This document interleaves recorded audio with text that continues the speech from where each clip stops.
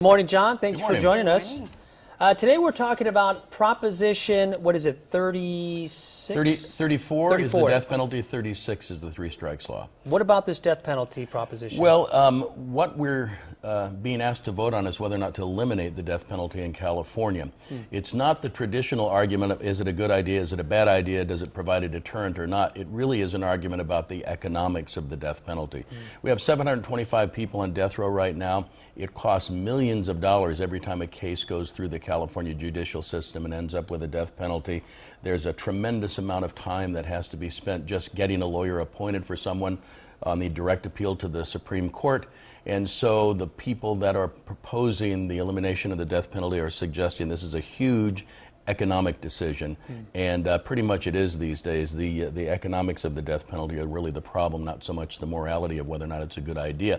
The idea is that we would eliminate the death penalty. We would give $100 million to local law enforcement to investigate homicide and rape cases, and we would cause the people who are now on death row to go back into the general population and work and give some of the money that they earn to the victims of the cases that they represent. And another proposition that we're voting for is Proposition 36, the three strikes law. It can get confusing when you read the ballot, so can you kind of explain it, break it down for us? Prop 36 is to modify the three strikes law, not to eliminate it, to change it in this way.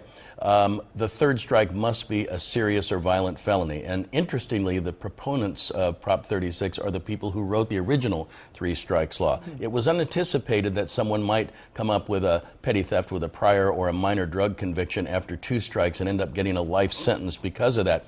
And so the horrible examples of those things, stealing a piece of pizza or whatever, are the ones that cause the original writers to say, well, we better work on modifying this so that it's, when it's a serious or violent felony, yes, 25 to life is a good idea. If it's not a serious or violent felony, it's probably not a great idea. The sentence is enhanced anyway because of the previous strikes. It just wouldn't be a life sentence. So that's the modification, that the last strike, the third strike, must be a serious or violent felony. I think that's probably a good idea, and so do the people that authored the original three strikes law. In a way, we kind of see that anyway, though, right? Because nowadays with the jail overcrowding, some people are not actually serving their sentences because there's not room. That doesn't apply to the three strikes law. If you get a life sentence in California, you're going to spend your life in prison. Okay. That's why it's so important. Okay. Speaking of life in prison, what about this man with the beard? I mean, what's going to happen to him? Well, no, that's a federal case, and it's actually a military case, Nidal Hassan, and there's been this big hubbub about whether or not he can wear a beard in court or not. He's still part of the military. He appealed to the United States Army Criminal Appellate Court,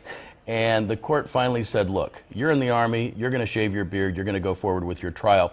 There is potentially an appeal to the Supreme Court of the United States, but I kind of doubt the Supreme Court of the United States is going to take it. So Mr. Hassan is going to be clean-shaven, and his trial regarding the shooting at Fort Hood is going to go forward forthwith. Wow.